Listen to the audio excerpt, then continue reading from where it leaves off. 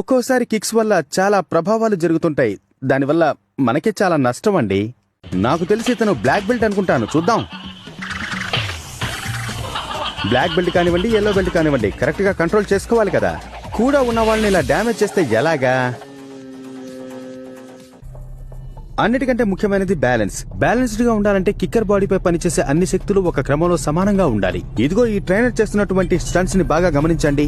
Force ని use చేసి తన కాల్ ని యాక్సిలరేట్ చేస్తున్నారు. ఆ తర్వాత శత్రువు పైన దాడి చేస్తున్నాడు. కానీ మొమెంటం ఎక్కువైందంటే బ్యాలెన్స్ కోల్పోయే అవకాశం ఉంది. అందుకని తను కిక్ కొట్టేటప్పుడు చేతుల్ని ఆపోజిట్ వైపు స్వింగ్ చేశాడు. ఇలా చేయడం వల్ల కిక్ యొక్క మొమెంటం ని కౌంటర్ బ్యాలెన్స్ చేయడానికి అవకాశం ఉంది. అలాగే తను తన వెయిట్ యొక్క డౌన్ ఫోర్స్ ని తన సపోర్ట్ లెగ్ కి పంపుతున్నాడు. దీనికోసం మీ కాలుని నేల మీద చాలా బలంగా పెట్టాలి.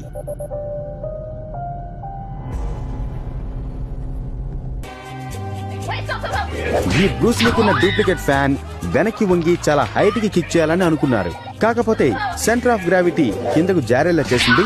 దాంతో జారి పడిపోయింది ఈ అమ్మాయి.